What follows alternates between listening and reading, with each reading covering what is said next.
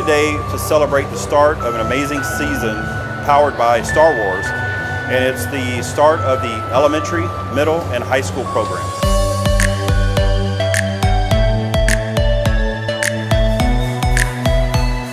We have kids from Laredo all the way to Brownsville that are here competing in robotics, and we're very excited about it. It's a new frontier for competition in public ed, and looking at how we're not just about fine arts and athletics, but now it's about robotics and getting kids competing on this level, on this platform. And it's special to see, as somebody that's been in education for 24 years. It's something that's very, very cool to see.